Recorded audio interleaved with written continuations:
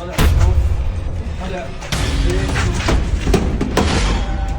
هيك وانت تعال هون حق ابوك لشوف ليش هيك عم تسوي؟ انت واولادك ما بدي اشوف خلق تكون هون بالبيت، بتنقلعوا من هون كلها، لك مو بس ما بدي اشوفك بالبيت، لك بلدي كله ما بدي اشوفك، عم تفهم ولا لا؟ داخل على الله وعليك، عم بقول لك كرمال هالصبي، وين ضرب مرتي وابني انا؟ مشان الله عم بقول لك بس ليله خلينا قبل ما ندبر حالنا ما في مكان نروح عليه، مشان الله. لك تنفلقوا، وين بدك انقلع؟ ماني مجبور فيك انا، يلا ولك ما بدي اشوف وجهك قلت لك ابدا، انقلع يلا. لك شيل اغراضك انقلع، لك لا ترجعني ولا شيل اغراضك طلع يلا. وين بدي اروح؟ يلا شيل. انت محمد شو عم تعمل؟ ليش عم تعملوا هالزلمه؟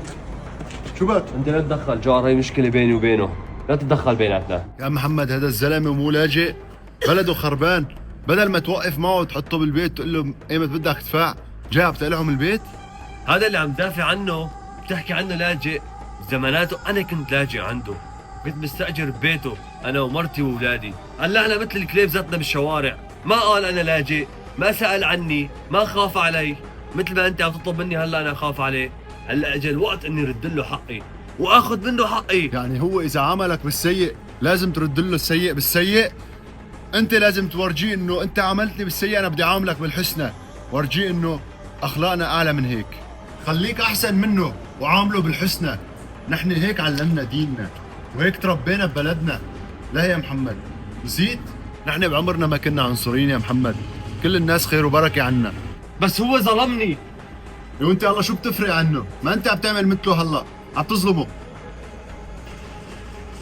ارفع راسك لفوق، انت هلا ببلدك، ارفع راسك، انت هلا صرت ببلدك، دائما لازم يكون راسك مرفوع، حتى الكلام حلاوه باذنك. وانت يا اخي اذا ما راح يستقبلك بيته، بيتي مفتوح لك، الصدر لكم والعتبه عنا. تفضل معي. الله يكتر خيرك يا رب. استنى لحظة. خلص جار، فهمت عليك. وانت يا اخي سامحني على الغلطة اللي عملتها معك. انا غلطت معك لانه كان قلبي مليان منك كثير، وكنت معصب كثير منك على فعلتك اللي عملتها معي، بس هلا انا يعني بدي اعتذر منك ما راح يكفي، لهيك هلا راح رجعك على البيت وتقعد فيه شهرين بدل الشهر وعلى حسابي. الله يكتر خيرك. لاني البيت هذا بيتك. اشكرك والله، انت ابن اصول، انت ابن سوريا. لا يا اخي هذا واجبنا، هذا واجبنا والله، هذا الله واجبنا. يكتر، ما كنت اعرف وين بدي اروح اولادي وقراضي، جاي لهون مالي حدا، وهذا الفضل ما راح انساه بحياتي، فضلتوا علينا يا اهل سوريا. ولو قسماً بالله. فضلنا على حالنا، حقك انت علي. جارنا حبيبي. حقك علي والله. ما تاكلها خلص، يلا شيل اغراضك روحوا.